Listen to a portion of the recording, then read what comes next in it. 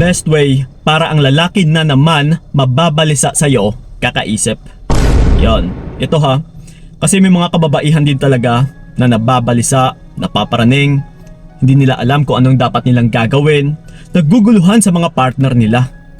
Kung ano ba yung mga pinapakita ng partner nila, kung totoo bang minamahal sila ng partner nila.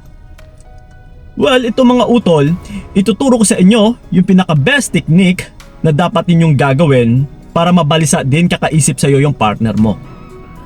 Kapag nababalisa ka sa ngayon, actually, alam mo po kung ano yung dapat mong gagawin para mabalisa din yung partner mo. Now which is, kailangan mong tignan kung ano yung gawain niya na kung bakit ka nababalisa. Na kung ano yung ginagawa niya, that's why nababalisa ka is gagawin din natin sa kanya.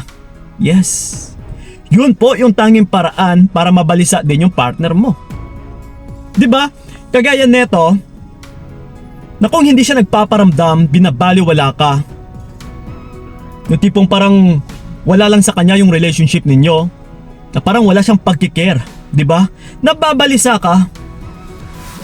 Pero ito ngayon, kapag siya po ay nagpaparamdam, kinakamusta ka is, then, mas nagiging kampante ka. Naiibsan yung pagkakabalisa mo. So ganun po yung gagawin natin.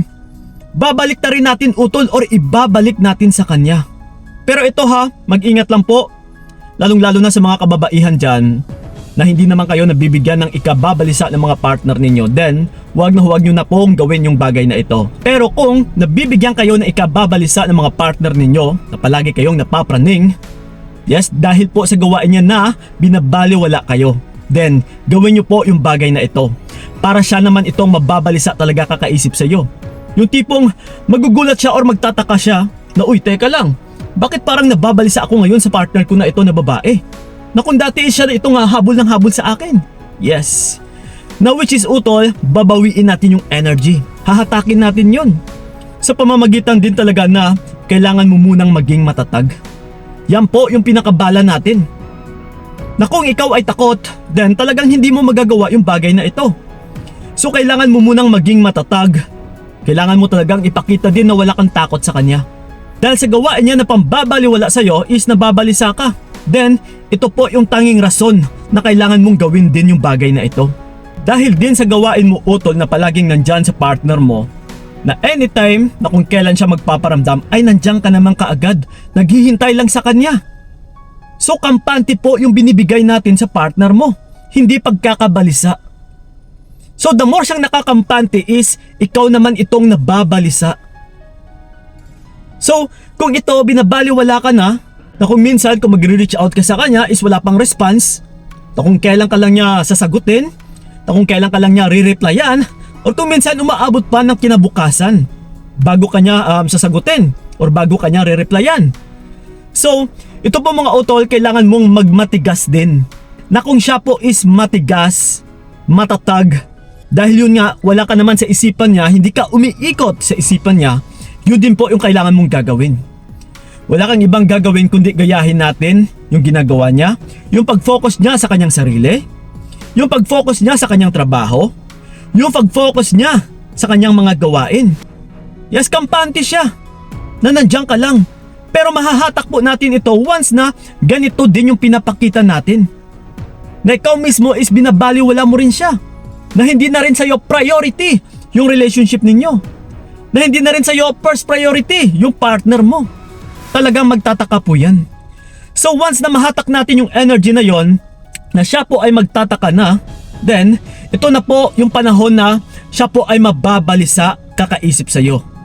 Na mapapatanong talaga siya sa kanyang isipan na, uy teka lang, bakit yung partner ko is parang hindi na ganun na naghahabol sa akin. Kung minsan na lang magpaparamdam, yes, binabaliwala niya ako, pero ito pa yung pinaka-challenging part na kailangan nyo rin paghandaan.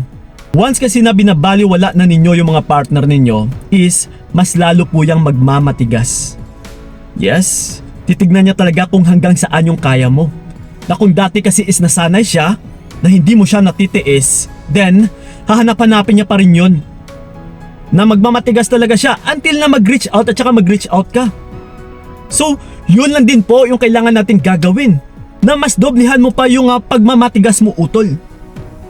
Ha, kung sa lalaki is may tumitigas, meron din naman sa babae. Tigasan mo yung puso mo. Ha? Kung nakakaya kang matiis ng partner mo, kailangan mo rin kayanin. Dahil babae ka, utol, diyan nakasalala yung future mo. Na kung maging sunod-sunuran ka lang, na parang baliwala lang sa'yo, na kahit binabaliwala ka na rin ng partner mo, is nandiyan ka pa din, naghahabol or nagtatanga-tangahan, ay talagang magiging kawawa ka. Yes, masisira lang yung future mo na matitiyak ko sa'yo, hindi maging masaya yung future mo. So then, kung ganito yung pinapakita din ng partner ninyo na binigyan lang or binibigyan lang naman kayo ng ikababalisa, na wala kayong peace of mind, if I were you, utol, kalasan mo na lang yung partner mo na yan para magbago din yung future mo. Okay?